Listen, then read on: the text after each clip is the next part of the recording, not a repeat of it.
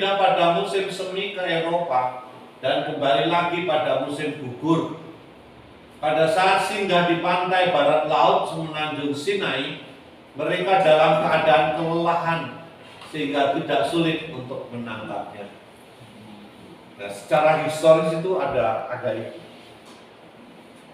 Di mana itu semenanjung Sinai.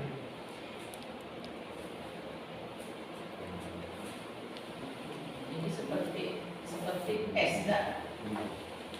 Ya. Sudah itu membeku. Seperti madu lah. Madu. Lebih madu. Manis. Manis. Kental. Pasti ya.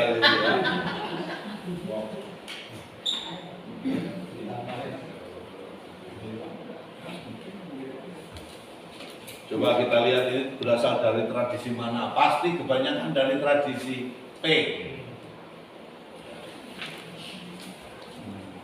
Penulis utama berasal dari tradisi P, tampak pada sebutan hari tadi kan petang, pagi ya, kemudian hari pertama sampai hari ke-6 itu sangat khas. Mengapa hari ke-7 tidak ada? Hari Sabat.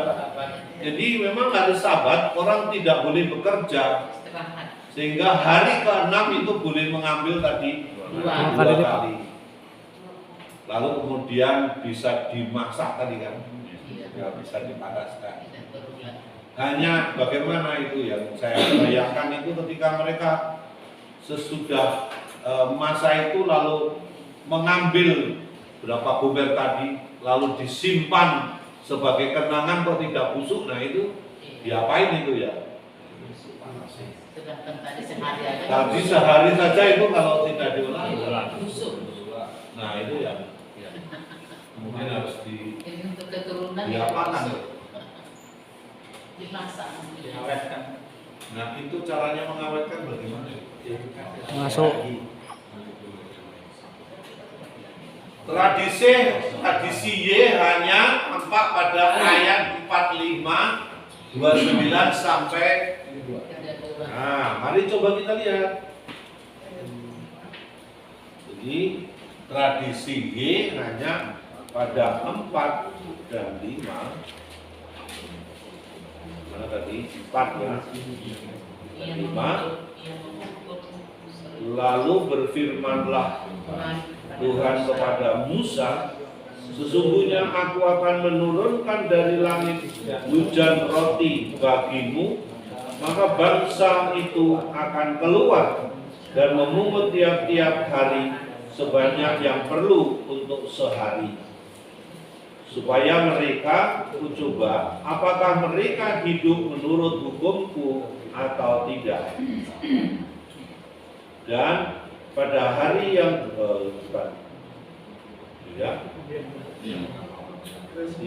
enam, apabila mereka memasak yang dibawa mereka pulang, maka yang dibawa itu akan terdapat 2 kali lipat banyaknya dari apa yang dipungut mereka sehari-hari.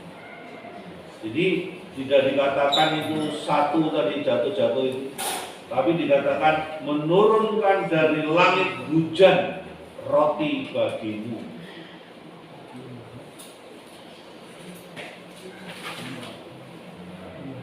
Tidak dikatakan harinya itu seperti apa. Lalu kemudian 29 sampai 32. Perhatikanlah. 29. Perhatikanlah, Tuhan telah memberikan Sabat itu kepadamu.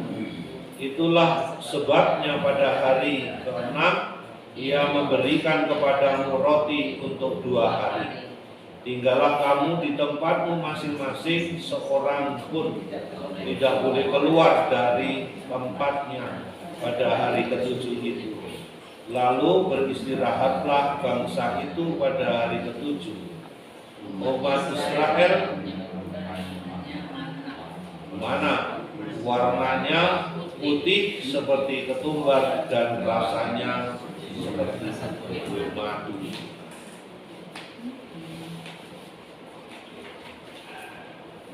Nah, tradisi asli berkaitan erat dengan pandangan mengenai Allah yang penuh perhatian kepada umatnya di padang gurun. Meski umat bersungut-sungut, ayat 2 dan 7 tadi, namun Allah tidak menampakkan kemuliaannya dengan segera menghukum, tetapi meyakinkan umat melalui Musa bahwa keperluan umat akan terpenuhi. Itu di ayat 12. Ayat 3 yang didukung ayat 6 menampakkan sesuatu yang lain, ada tradisi pemberontak yang berkaitan erat dengan masa pembuangan Israel. Pembuangan dilihat sebagai akibat dari pemberontakan seperti generasi padang gurun yang sering bersungut-sungut. Ayat 3 itu dia. Bentar, ini ayat 3-nya yang mana ini? Jangan ini ayat 3 yang 17.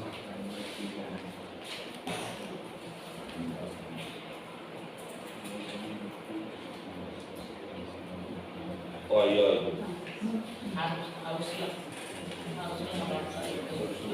Mengapa pula engkau memimpin kami keluar dari Mesir untuk membunuh kami dan anak-anak kami dan ternak kami dengan kehausan?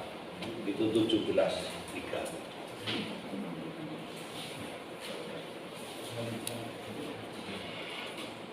Nah, saya ada catatan Bapak Ibu mengenai mana tadi.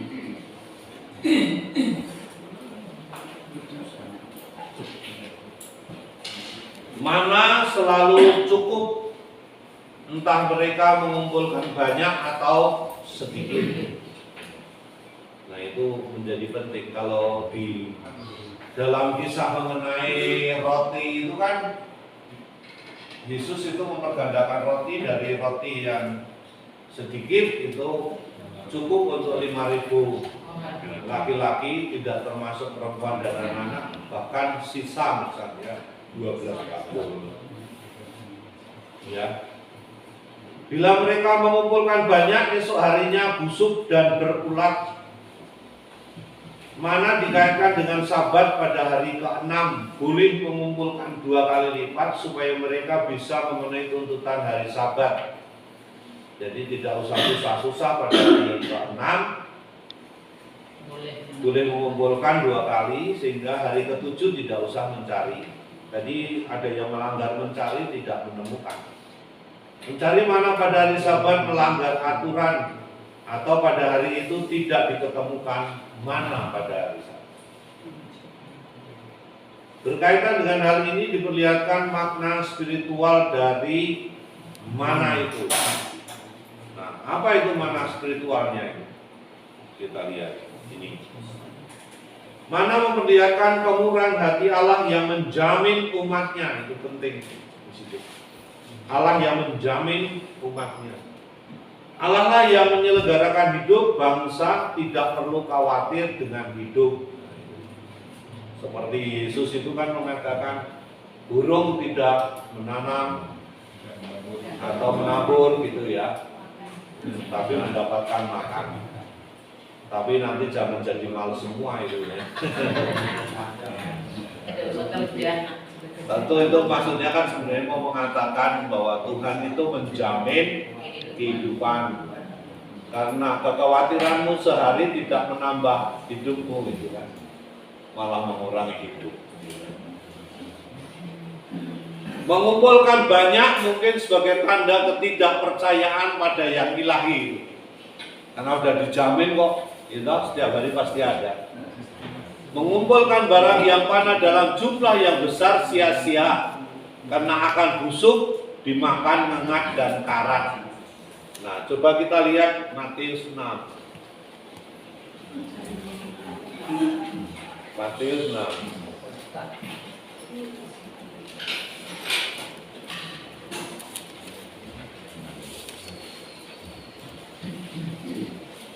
Dari sedekah.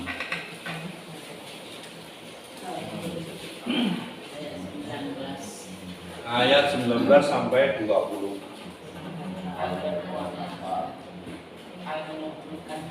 Harta. Ya.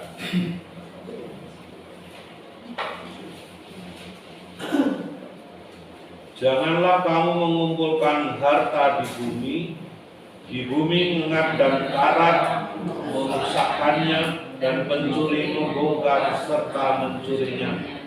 Tetapi kumpulkanlah bagimu harta di surga mengat dan karat tidak merusakkannya, dan pencuri tidak membongkar serta mencurinya. Nah itu kan yang mau dikatakan, jadi unsur rohaninya itu kalau ini ke situ.